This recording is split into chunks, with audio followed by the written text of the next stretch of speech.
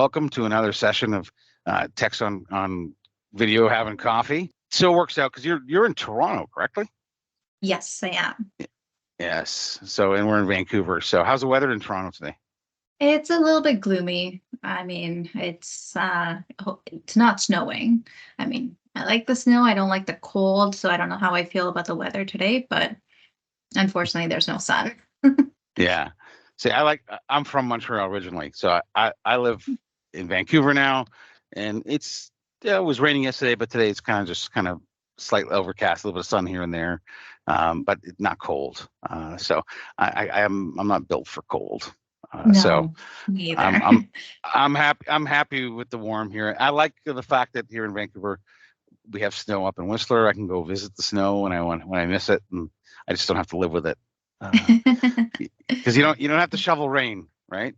That is true. That is very true. You got to clean your glasses a lot more frequently, but you don't have to shovel rain. So, well, anyways, so thanks for joining me for coffee. Did you get your coffee today?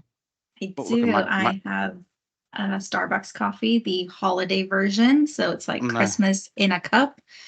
I look out for these versions like every year. So as soon as the Christmas versions come out, I'm definitely having a Starbucks every day. Is that just like a Christmas brew, or did you get like a fancy one?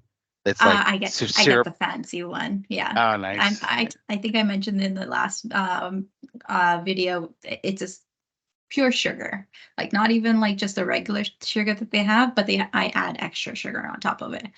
So nice. This is the chestnut praline one. That is a good flavor, though. It is a little sweet for me because I drink my coffee black, right? So sometimes a little cream, but mostly black. So whenever I get some of those sweet drinks, it's a little bit too much. But I do like the flavor of the praline one, the chestnut praline. Chestnut's just one of those flavors that screams holidays, doesn't it? It does, and I absolutely love it. I'll have it every day for the rest of my life if I can, but unfortunately it's only during the winters. And I think that's good that they season these things out, right? Otherwise we'd be drinking things way too often. So I asked you here today because we leaned on this in our last video, and we get questions about this all the time, and I know that our viewership just wants to know about this. So onboarding and offboarding. Right, employee onboarding and offboarding. We see issues with this. We have issues with this.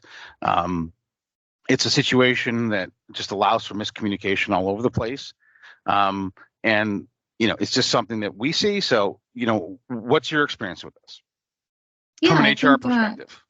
Yeah, of course. I think you're right. There is a lot of miscommunication or, just not really understanding how to do things and how to perform the onboarding and offboarding properly so everyone is on the same page. I think a lot of the miscommunication is between different parties that don't really know because they're not talking to each other, for example, and there's not really a good flow between them.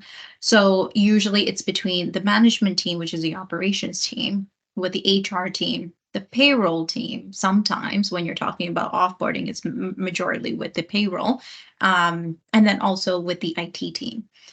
And that's important because when you're onboarding, and especially very important when you're offboarding an employee, you need to follow the process properly so that there are no HR issues, there's no payroll issues, there's no IT issues. And without that happening properly, this could just turn into a big mess. And I think just putting the clear expectations in place from early on just alleviates some of those problems. Yeah. So what we found from the IT side, from the operations side, is that where policies tend to fail when they're one-sided. So when it's operations pushing onto HR, when it's HR pushing onto operations, and there's no synergy there. So typically we create a new user onboarding or offboarding form, or and we'll ask for certain components, right? So, saying, what license is this person going to get? What's their job function? What their permissions level is going to be? sometimes they get a new cell phone. Sometimes are they using the existing laptop? Are they going to be using a PC? And a lot of the times what we end up with is, especially in this, the small, medium-sized organizations, is there's a lot of individuals wearing multiple hats, right? Yes. So we've got a lot of people that they don't quite, do the whole thing. So when we're offboarding, somebody might say, do you want to retain that person's data? And they'll be like, maybe the controller will be like, well, I'm not too sure because the owner sometimes does and sometimes doesn't. And I don't know if he's going to want to or she's going to want to for this individual. So they kind of just don't know how to answer the question, and it's difficult for us to, unless there's a thorough follow-up. Sometimes we just don't get the answers, and users sit there and they're, stay active. Passwords don't get reset. Things happen, and obviously security issues, right? Mm-hmm.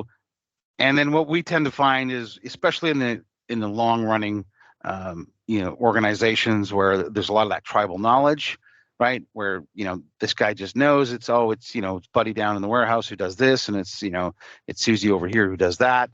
So we get a lot of these kind of like, oh, I don't know, that's not something that's before my time. And it's difficult to get the management team to sit down and, get that workflow or that agreement as a management team, because they're usually so kind of drawn in so many different locations and directions that you're like, okay, well, we don't want people like avoiding taking a decision, and they're saying, well, I don't want to make a decision. I'm just a controller, but the owner, sometimes she decides this, sometimes she decides that, and then so I just won't make any decisions because sometimes she says archive the data, sometimes she says don't. Yeah. So I just won't make any decisions. So they kind of avoid responsibility.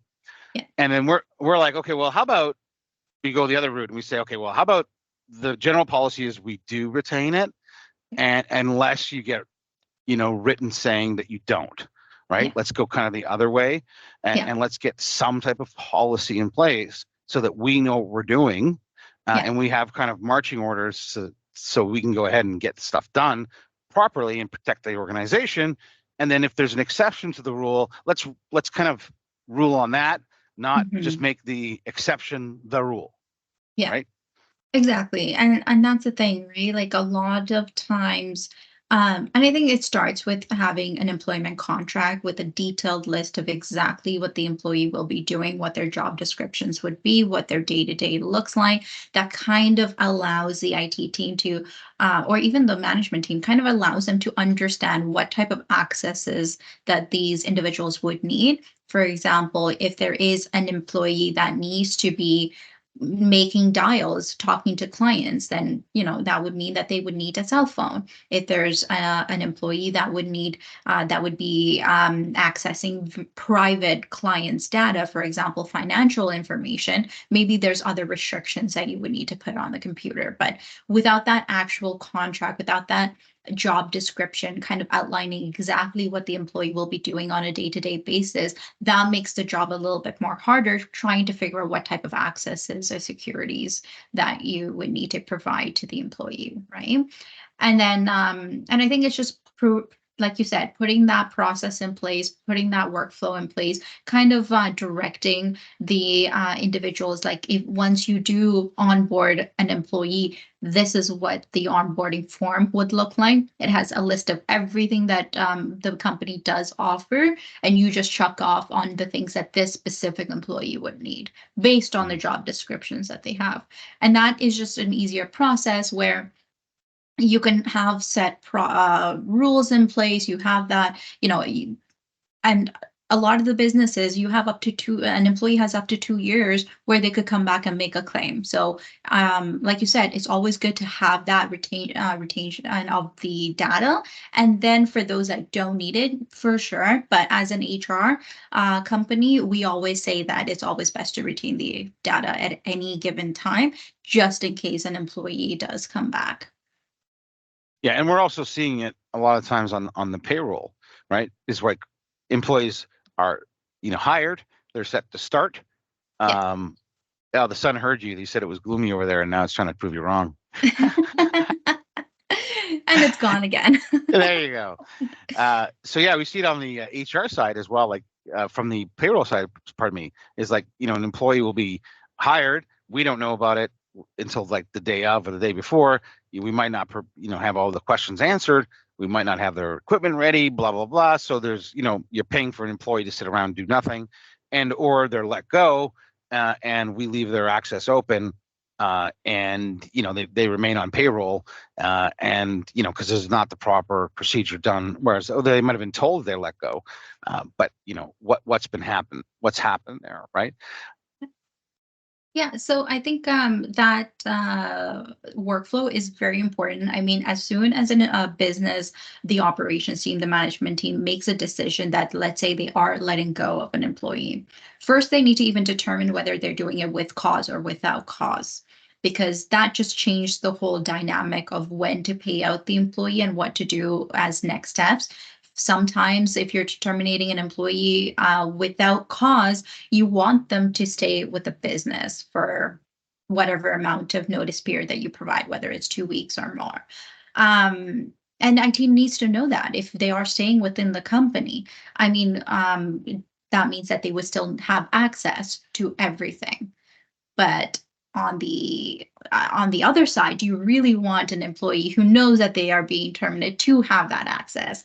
But if they're with the business and you remove that access while all of their colleagues have access, that could also be seen as a human rights violation, right? So there's so much more complexity. So really, the management team needs to sit down to understand, and that is also speaking with the IT team, like, should we still have this employee stay with the business, have access to everything, even though that they are going to be terminated, right? Yeah, and we have companies that have policies that are very much like that, where it's like, yeah, give them access, but monitor what they do. Once we've given them notice, or we have other companies that are like, while we're talking to them in the boardroom, we want all their access cut off and they'll be let go, even though we're paying them for 2 weeks. We don't want them in the building. We don't want them having access to our clients. We don't have access to anything. They're just going to be available by phone. So it really just depends on the business. And I think, like you said, as long as it's clear, right, Yeah. we know what to do. Yeah. So what about if the employee has, company equipment in this kind of remote age? We have that issue as well. Sometimes we don't have that liberty. Now we try to take certain measures, of course, with technology to make sure that that equipment is worth returning. But what's kind of the HR policy on that if they won't return the equipment?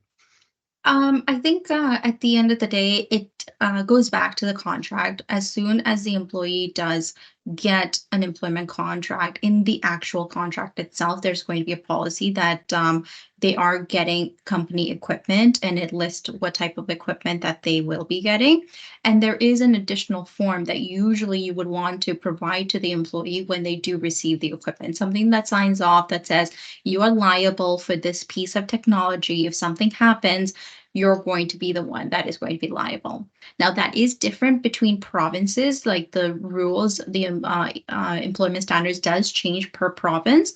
But as long as you have proper policies in place, then you can make sure that the employee does return the equipment and take additional steps if they do not.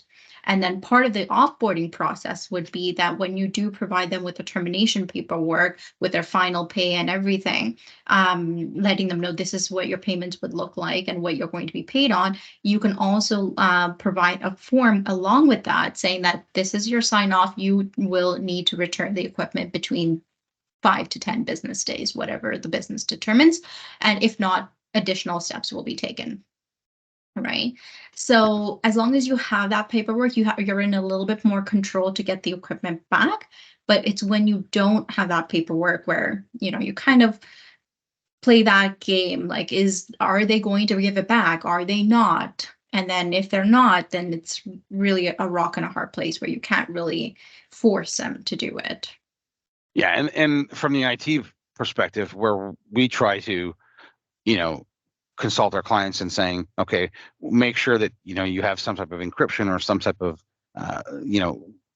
BIOS level access to that device remotely, so that when you do tell them, we can change it, change maybe the hard drive encryption password, remotely, reboot the device. Now it's a brick to them. So they have extra motivation. There's no use to it. There's no value to them. Make sure that those, if you're giving them Apple devices, iPhones, iPads, MacBooks, those things, make sure they're not registering them with their personal Apple ID, because now they, according to Apple, they own it. If you've let them do that and you haven't registered it with your business ID, they own it. So you can have all the paperwork in the world. Now you got to go back to Apple, provide them with that paperwork, prove that you're the one who bought it, prove you're the one that owns it, you paid for it with your corporate credit card, blah blah blah blah blah blah. So or prove that they were reimbursed for it or whatever. So it's a lengthy, costly process that you can avoid by having proper procedures in place, right? So, all this said and done, what would you say are 3 to 5 steps that most companies should be taking when it comes to onboarding, offboarding employees? Well, I think the first and most important one is just to have those employment contracts and policies, and making sure it highlights the job duties of the employees, as well as you have those policies about the technology and the return of the technology, the liability for the employee if they do damage the technology. I think that is very important. Just setting the clear expectations on what will be happening when an employee could be offboarded, right? And then the next step is to set out clear guidelines for your management team, your HR, your payroll, and your IT. Have them, understand what their roles and responsibilities are. Like you said, a lot of businesses are small businesses. There might be one person that's taking on multiple different hats. But when it comes to onboarding and offboarding, it's very important to follow a workflow, and it's very important everyone knows what their roles and responsibilities are, because we don't want things that are done in different ways. Like, for example, if let's say you are looking to terminate an employee in the afternoon at 2 p.m., for example, you wouldn't want the employee to receive the termination paperwork at 10 a.m. before they even have the conversation with the management team. Or you wouldn't want the employee to have no access to their computer as soon as they came in to work that morning, even though you've delayed that termination until the next day. So everyone needs to really communicate with each other and understand what the roles and responsibilities are. And then that goes into the third point, which is creating clear onboarding and offboarding forms. So all parties understand what exactly that they would need to do and what the process would be, as well as creating a workflow. What would be each person, what would be, for every employee, what would they get? What would you need to take off? Stuff like that. Yeah, clear forms. Well, and I think that's important. And I think, a lot of the times it's difficult to get started without some assistance. So knowing what those, I think those are, awesome steps to get started with. But they definitely can reduce your risk. They can reduce your exposure, and they can definitely improve performance. You can get those 3 things started. It just makes for smooth sailing. So I thank you today for helping us with this. And I know the viewership here is going to love a lot of these tips and tricks here. But we did touch on some things in this video that I know that we're going to want to make another video about, because we discussed it. But talking about, teleworkers and remote workers, and what are the do's and don'ts on that, and what are the things that we need to know from both the IT and the HR point of view on that stuff. So we'll be coming back to you guys here shortly with that. But in the meantime, Sravani, thank you for your time today, and enjoy the little sunshine you're getting. And we'll talk to you soon. Thank you so much. Have a good day. Have a great day. You too.